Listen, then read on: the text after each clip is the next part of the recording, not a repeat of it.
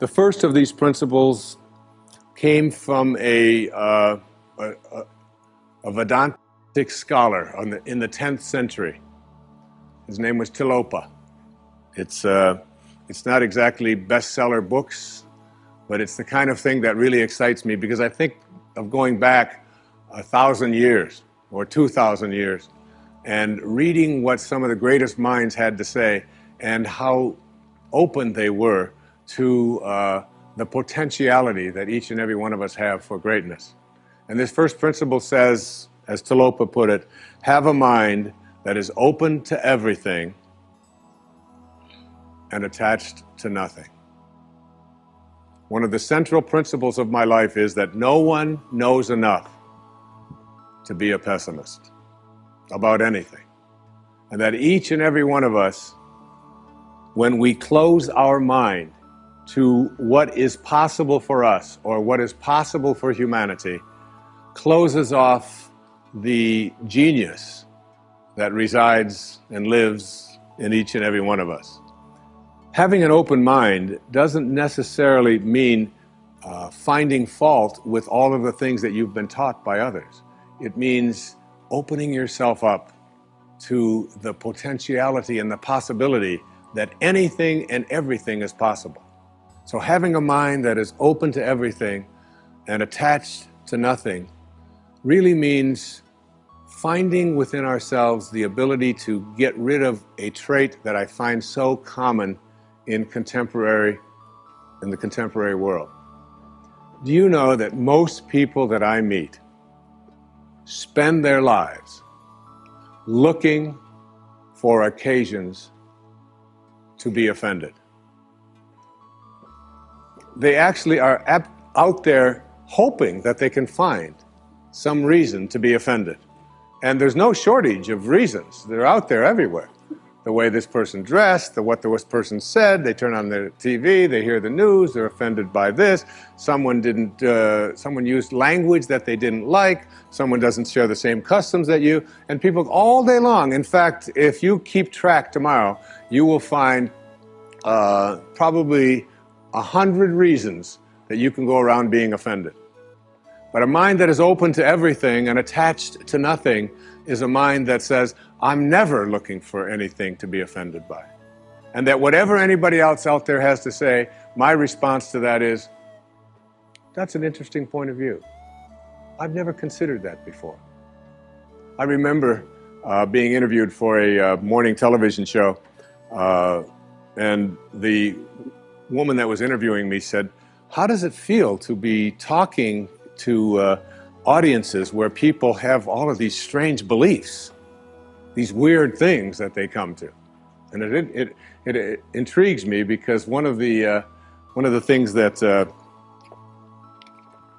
Emerson said is in one of his very first essays. He says the first thing we have to say respecting what are called new views here in New England, where we are right now, is that they are not new, but the very oldest of thoughts cast into the mold of these new times.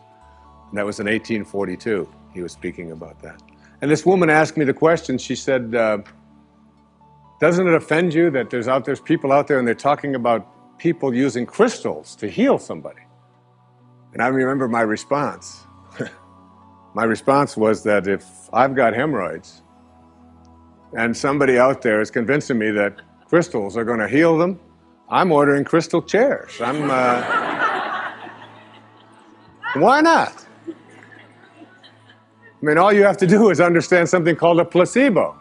And what is a placebo? It's nothing more than a convincing belief. If I hand you this pill and say this pill is going to cure your arthritis, and you take it and the pill is just a sugar pill, but your arthritis disappears, I'm into buying those placebos. Where can I get some of those placebos? And it's true of everything. And it's when you think about all the things that we enjoy and what our life is like, it took people who had a mind that wasn't closed to allow us to make the progress that we've made. Progress is impossible if you always do things the way you've always done things. But the other word in this, what Tilopa said, is be attached nowhere.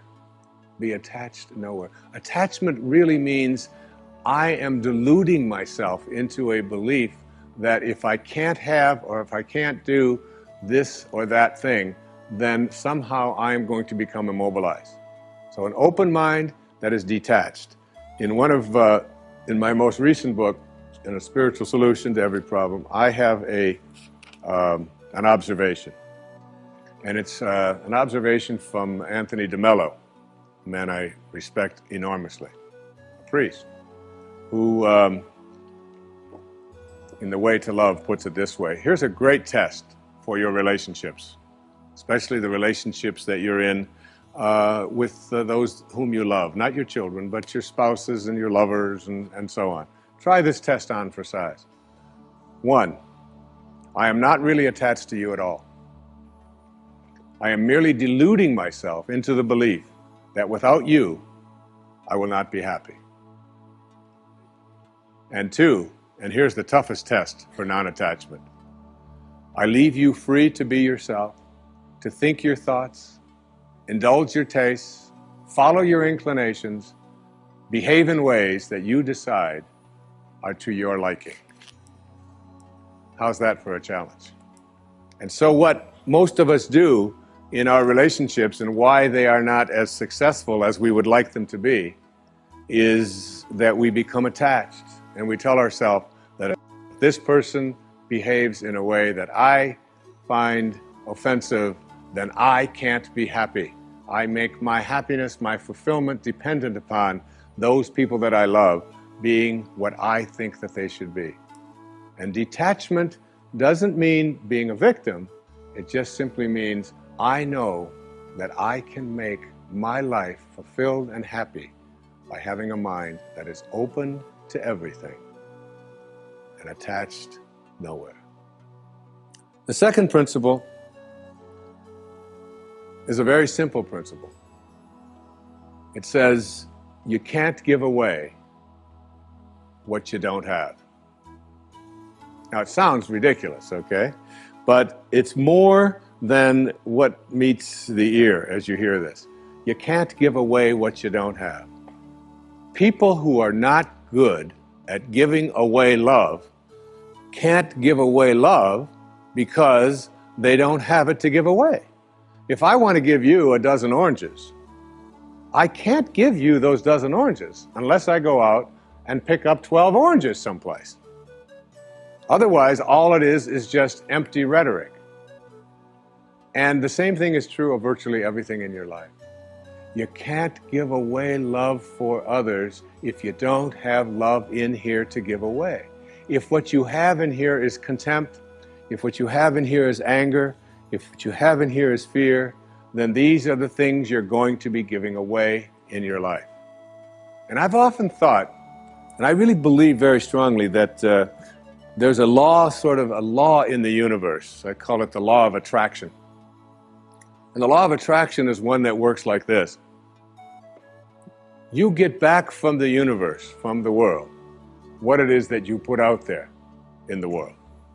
And if you're putting out there into the world that I am not worthy of attracting something beautiful into my life, that the universe will respond back to you with exactly that message.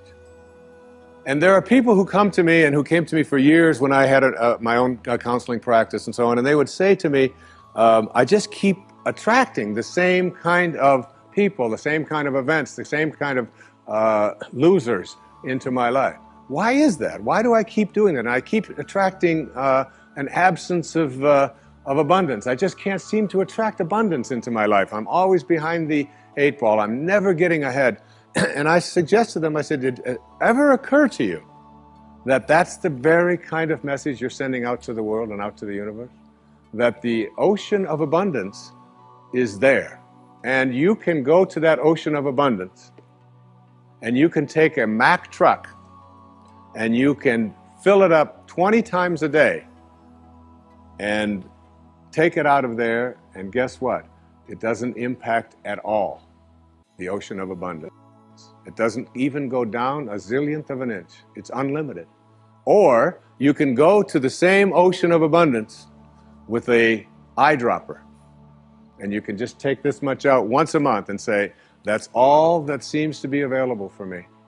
And the interesting thing for me is that when people go to this ocean of abundance, this unlimited world, all that I have is thine, it says in the holy books. All that I have is thine. It's all there for you.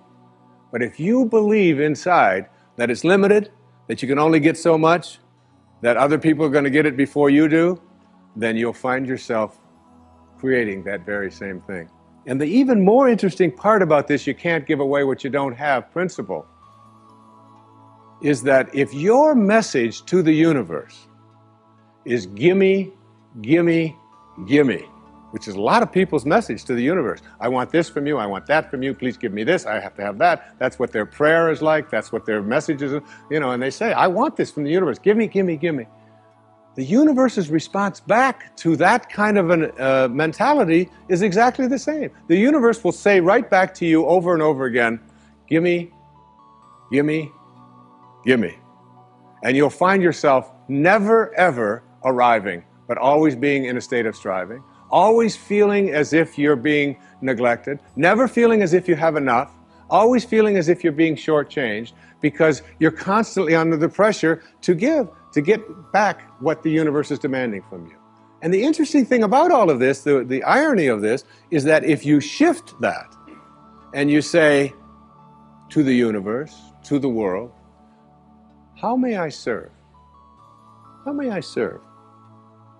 The universe's response back to you is, how may I serve you? How may I serve you?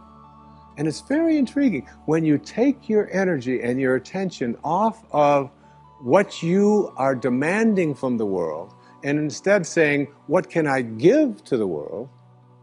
And it's really the basis behind that very famous line of the President John Kennedy's inaugural address. Ask not what your country can do, ask what you can do for your country. And the irony of that is, and I've learned that in my own life, that when I stopped thinking about what was in it for Wayne Dyer and how much could I get, and I began to shift and say, how can I help you? How can I give to you? What can I do for you? And people who write to me, I send them something. When I encounter somebody that needs help of some kind, I'm very often just giving that to them. And then I find that it just keeps coming back into my life. And once I shifted that energy off of what can I have into what can I give, it seemed to me that the universe responded back with the very same message. What can I give to you? And the most incredible and wonderful and beautiful abundance has flowed into my life in every way that I can possibly think of. You can't give away what you don't have. So take a look at an inventory of what you do have. How much do you love yourself?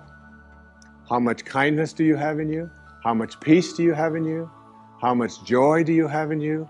And if you're able to give that away as many times as you can in a given day, watch and see how much more of that continues to show up and come back in your life. Okay? The third principle is one of my very favorites. It's called, there are no justified resentments. And this is a very difficult principle for many people to get, but one that I believe very strongly in. I was in a group one time of drug addicts and alcoholics. And I was one of the people that was a sponsor and leading this group. And the sign on the wall said, there are no justified resentments in this group.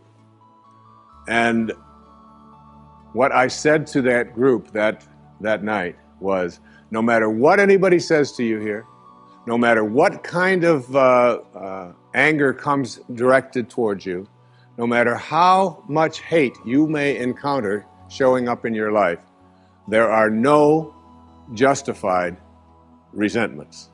Meaning that if you carry around resentment inside of you about anything or about anyone, and I'm talking about the person that you lent money to and hasn't paid you back, I'm talking about the person in your life that you feel was abusive in your life, I'm talking about the person who walked out on you and left you for somebody else. I'm talking about all of the things that you have justified in your heart and in your life that you have the right to be resentful about. And I'm suggesting to you that those resentments will always end up harming you and creating in you a sense of despair. I've often said that no one ever dies from a snake bite. The snake bite will never kill you. You cannot be unbitten. Once you're bitten, you're bitten. But it's the venom that continues to pour through your system after the bite that will end up destroying you.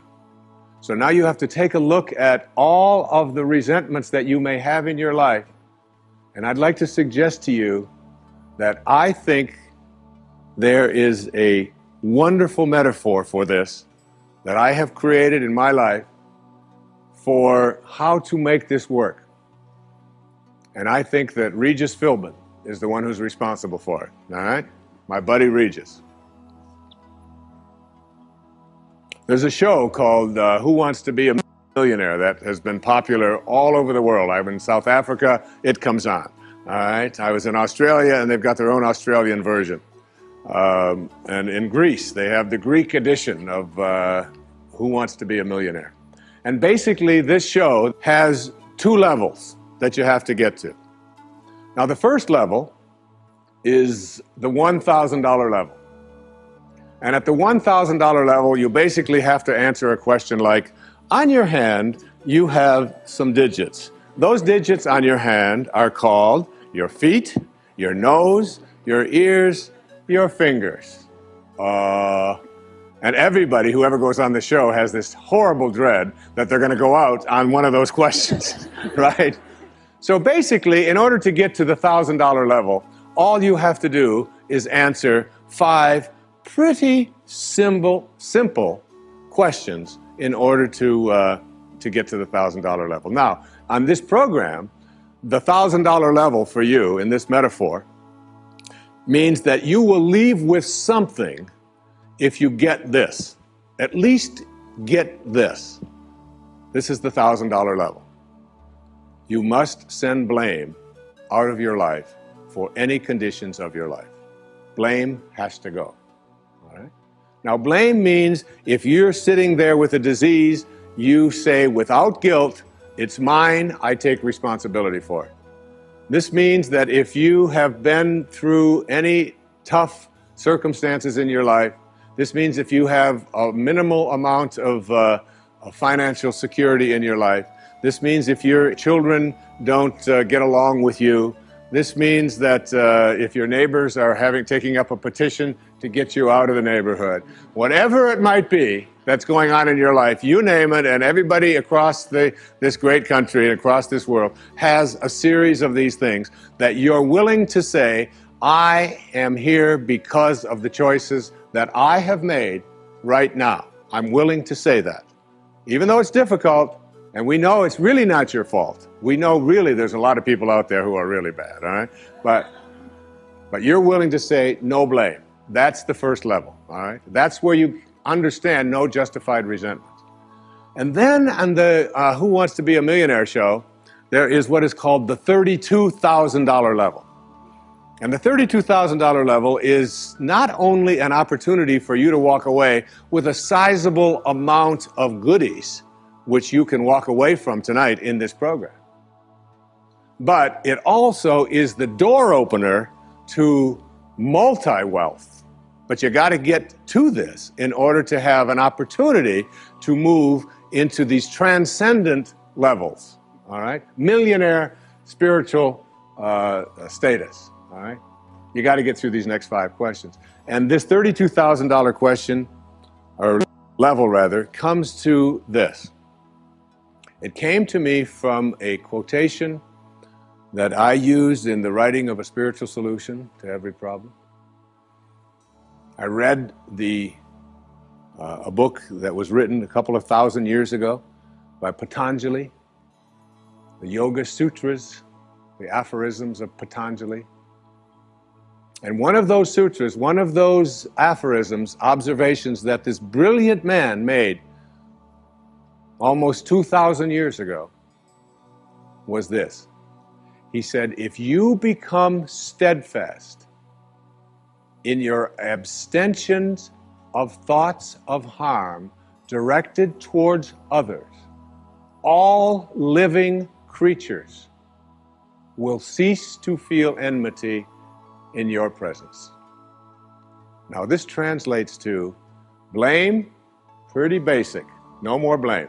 I'm just not going to assign responsibility to other people for where I am, because now I have an opportunity to get rid of it. If I think someone else caused it, then I've got to wait for somebody else to change in order for me to get rid of it, and you might wait forever for that. But if I take responsibility for it, I can do something, including move on, which might be the most important thing to do. But at the higher level, when there are no justified resentments, what you are doing is what St. Francis did, Francesco. What you are doing is you are at a place where you are sending love in response to hate. You are literally saying, no matter what comes my way, I am going to be steadfast in my abstention of thoughts of harm directed toward others. I'm going to work hard at, no matter what comes my way, having it come out of me what I want to come out of me, and that is love, and that is a higher energy. And if you can get to that level, Patanjali said, all living creatures will cease to feel enmity in your presence. I have a little girl, a precious little girl. I have 6 precious girls and 2 precious sons, but I have a little girl who is almost 12. And she loves animals like no one I've ever met in my life. I mean, her whole life revolves around animals. And when we walk in the woods, butterflies avoid me, fly away from people around, and they come and they land right on her arm. And it happens all the time. All living creatures. She couldn't have a thought of harm directed towards any living creature. And Patanjali said to us, all living creatures will cease to feel fear or enmity or anger in the presence of those who can send love in response to hate. That's what I mean when I say there are no justified resentments. What I'd like to do, I'd like to share a little story here with you. It's a very tender story. It was sent to me by someone who sends me beautiful things in the mail. And I call it the Teddy story. And I'd like to read this to you, if I can do it without tearing up. And this story illustrates this as well as anything I've ever seen. There's a story many years ago of an elementary school teacher. Her name was Mrs. Thompson. As she stood in front of her 5th grade class on the very first day of school, she told the children a lie. Like most teachers, she looked at her students and said that she loved them all the same. But that was impossible, because there in the front row, slumped in his seat, was a little boy named Teddy Stoddard. Mrs. Thompson had watched Teddy the year before and noticed that he didn't play well with the other children, that his clothes were messy, and that he constantly needed a bath. Teddy could be unpleasant. It got to the point where Mrs. Thompson would actually take delight in marking his papers with a broad red pen and making bold X's and then putting a big F at the top of his papers. At the school where Mrs. Thompson taught, she was required to review each child's past records, and she put Teddy's off until last. However, when she reviewed his file, she was in for a surprise. Teddy's 1st grade teacher wrote, "Teddy is a bright child with a ready laugh. He does his work neatly and he has good manners. He's a joy to be around." His 2nd grade teacher wrote, "Teddy's an excellent student, well liked by his classmates. But he's troubled because his mother has a terminal illness and life at home must be a struggle." His 3rd grade teacher wrote, "His mother's death has been hard on him. He tries to do his best, but his father doesn't show much interest, and his home life will soon affect him if steps aren't taken." Teddy's 4th grade teacher wrote, "Teddy's withdrawn and doesn't show up much interest in school. He doesn't have many friends, and sometimes he even sleeps in class." By now, Mrs. Thompson realized the problem, and she was ashamed of herself. She felt even worse when her students brought her Christmas presents wrapped in beautiful ribbons and bright paper, except for Teddy's. His present was clumsily wrapped in heavy brown paper that he got from the grocery bag. Mrs. Thompson took pains to open it in the middle of the other presents. Some of the children started to laugh when she found a rhinestone bracelet with some of the stones missing and a bottle that was 1/4 full of perfume. But she stifled her children's laughter when she exclaimed how pretty the bracelet was, putting it on and dabbing some of the perfume on her wrist. Teddy Stoddard stayed after school that day just long enough to say, "Mrs. Thompson, today you smell just like my mom used to." After the children left, she cried for at least an hour. On the very day, she quit teaching reading, writing, and arithmetic, and instead, she began to teach children. Mrs. Thompson paid particular attention to Teddy. As she worked with him and his mind seemed to come alive, the more she encouraged him, the faster he responded. By the end of the year, Teddy had become one of the smartest children in the class, and despite her lie, became one of her teacher's pets. A year later, she found a note under the door from Teddy telling her that she was still the best teacher he ever had in his whole life. 6 years went by before she got another note from Teddy. He then wrote that he had finished high school 3rd in his class, and she was still the best teacher he ever had in his whole life. 4 years after that, she got another letter saying that while things had been tough at times, he stayed in school and stuck with it, and would soon graduate from college with the highest of honors. He assured Mrs. Thompson that she was still the very best and favorite teacher he ever had in his whole life. Then 4 more years passed, and yet another letter came. This time he explained that after he got his bachelor's degree, he decided to go a little further.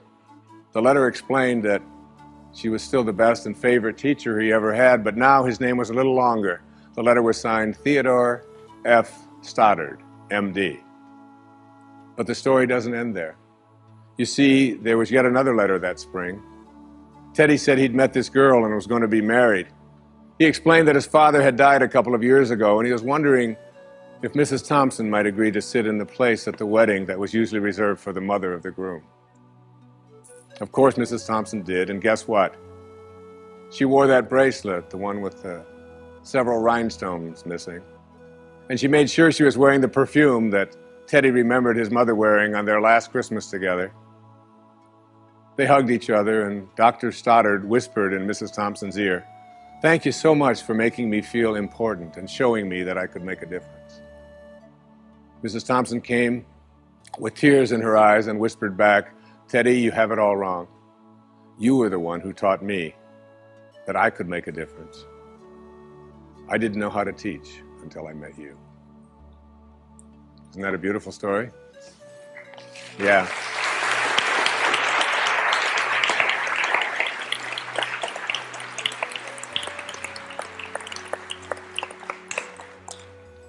That symbolizes there are no justified resentments.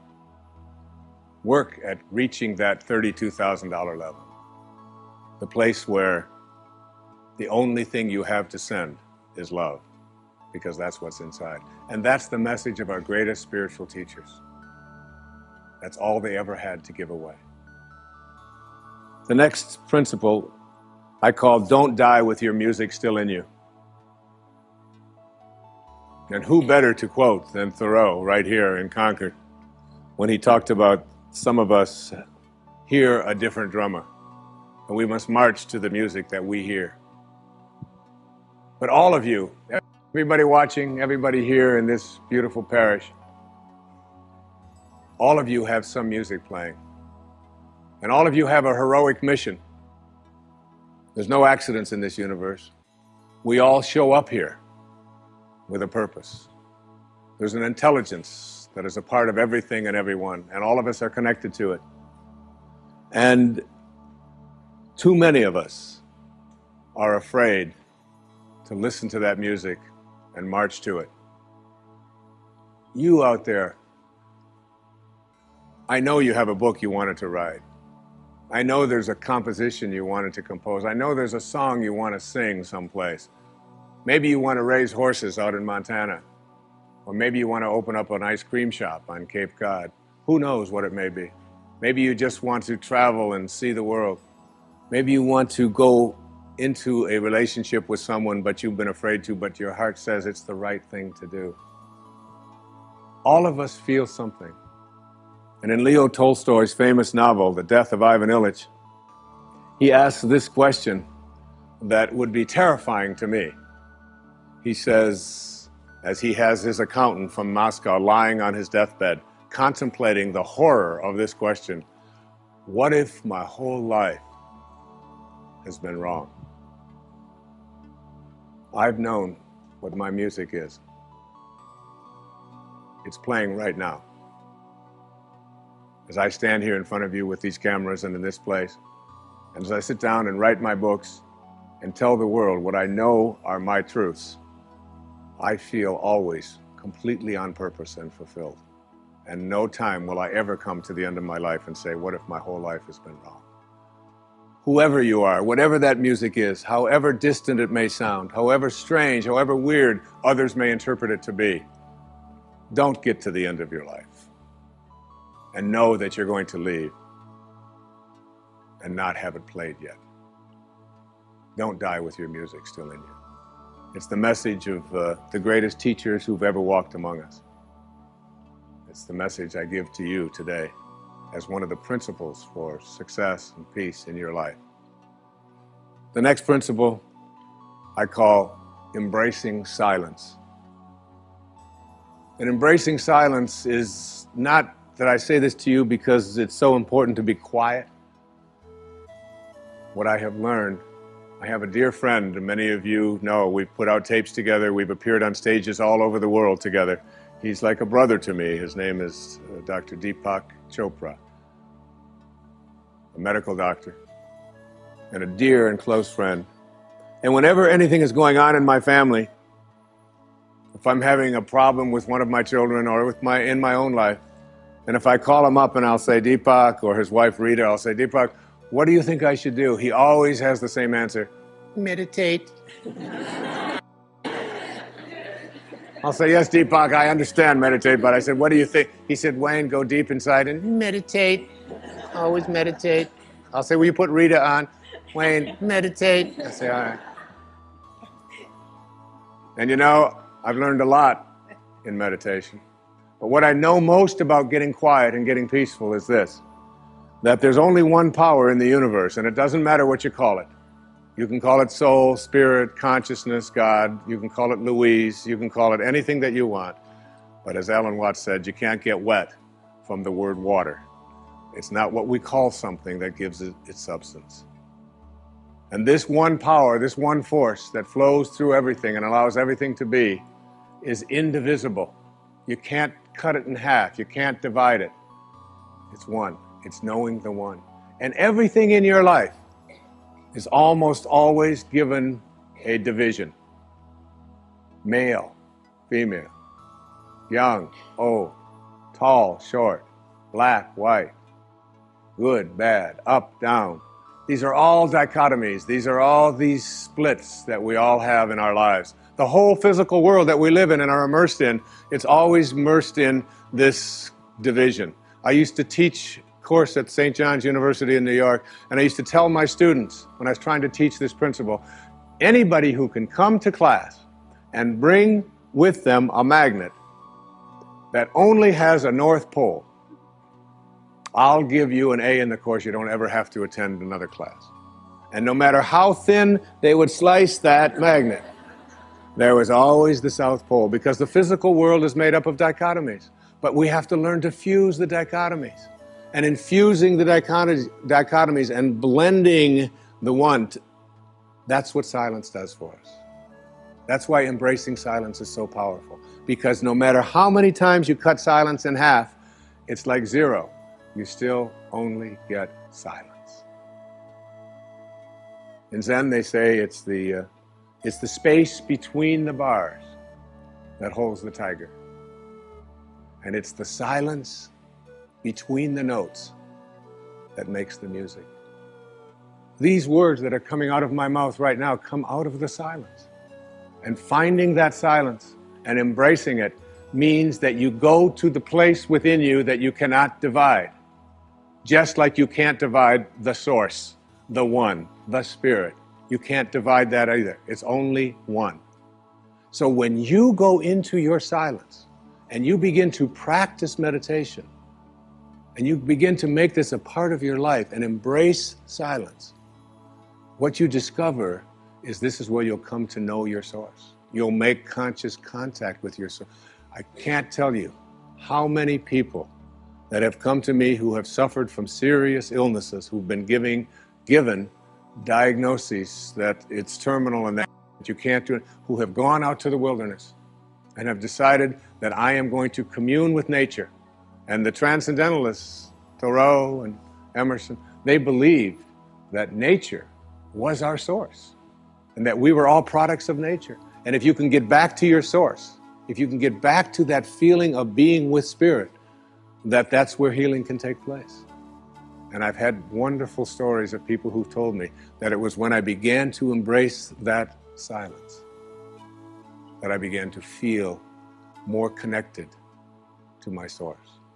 Embrace silence because it's a way to come to know God, to know your source. Both are indivisible, and the only experience you can have in your daily life that even comes close to a spiritual awakening is silence. The next principle I call giving up your personal history. And I learned it from a man named Carlos Castaneda, who once said that one day, he said, I finally realized that I no longer needed a personal history. And just like drinking, he said, I gave it up. And that, and only that, has made all the difference in the world. You know the nice thing about giving up your personal history is that if you don't have a story, you don't have to live up to it. All of us have these bags of manure that we carry around with us called our past.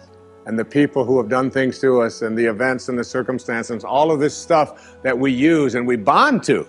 And we bond ourselves to these wounds of our past and we identify ourselves on the basis of these wounds.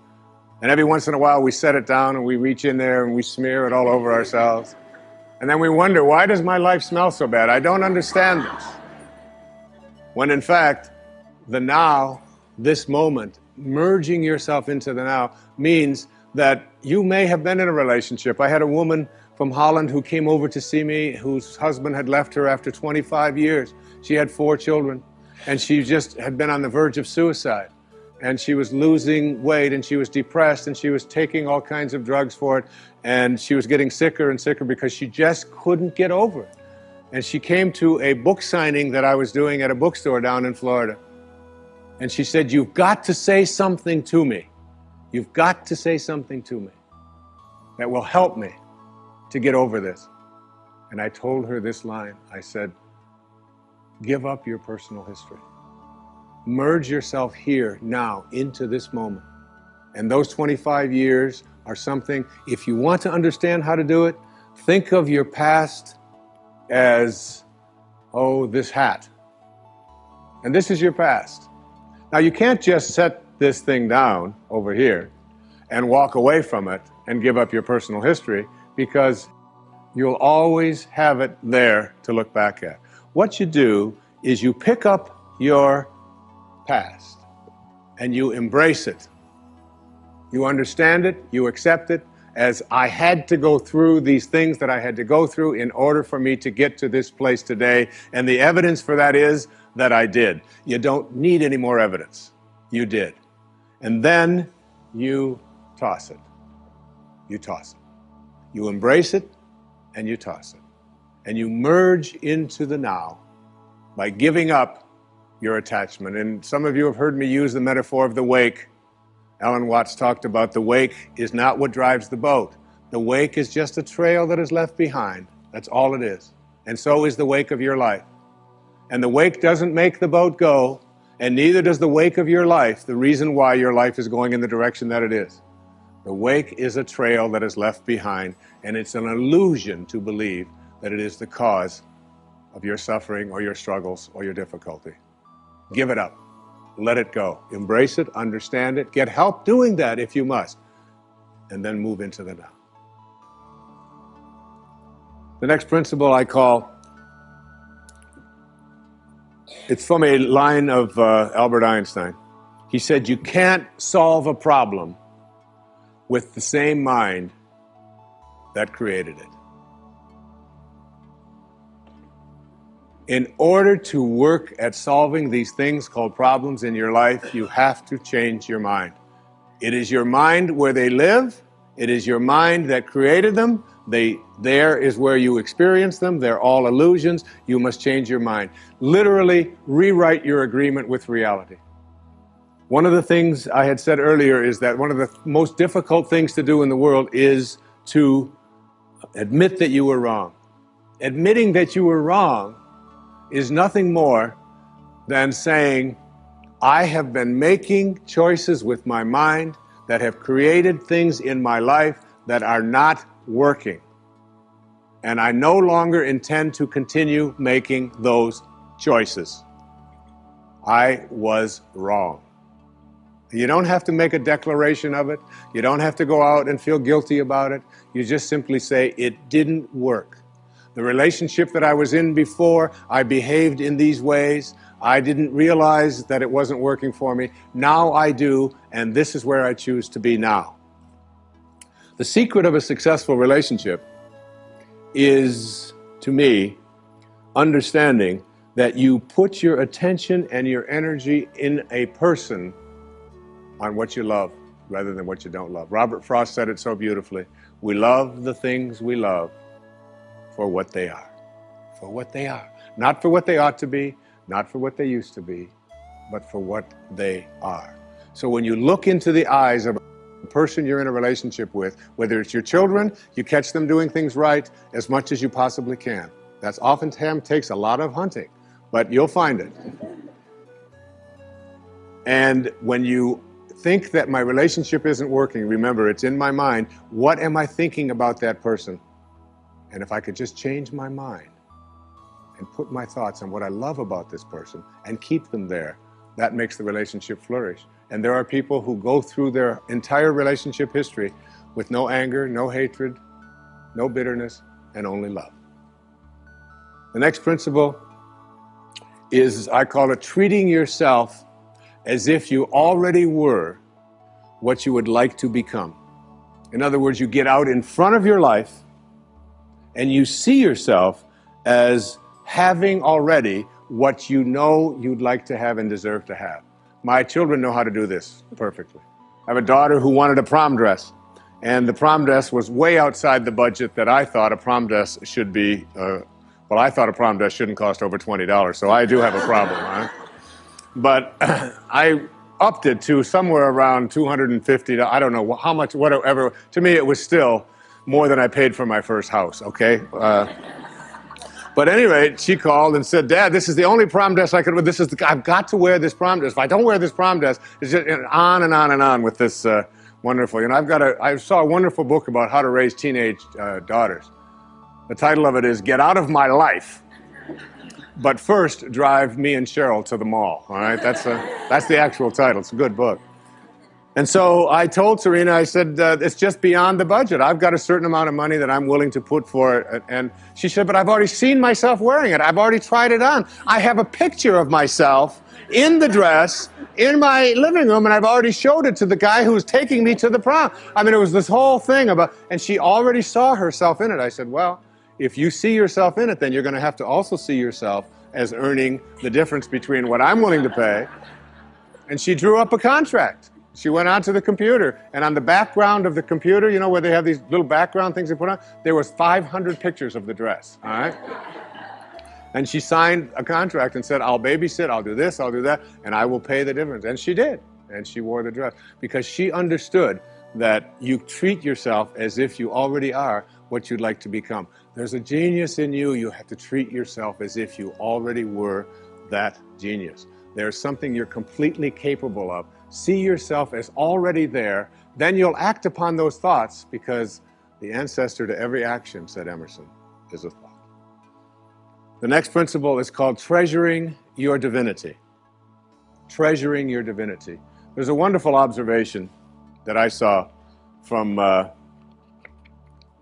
Emerson in Self-Reliance. It's about trusting your divinity, knowing that you are connected to your source, knowing that you are a divine creation and that there are no accidents. He said, a man should learn to detect and watch that gleam of light which flashes across his mind from within, more than the luster of the firmament of bards and sages. Yet he dismisses without notice his own thought, because it's his own. In every work of genius, we recognize our own rejected thoughts. They come back to us with a certain alienated majesty. We often reject our thoughts, and we see the things that we think of as grand and as genius, and we reject them because they're our own. Treasuring our divinity instead of being terrified of it. Knowing that I am always connected to my source. There is no way that I cannot, because it is in you, and I am in you, and you are in me, and you can never be separated from it. There is no place that this source is not. It grows everybody's fingernails. It beats everybody's hearts. It digests everybody's foods. It opens all the flowers, and you're always connected to it.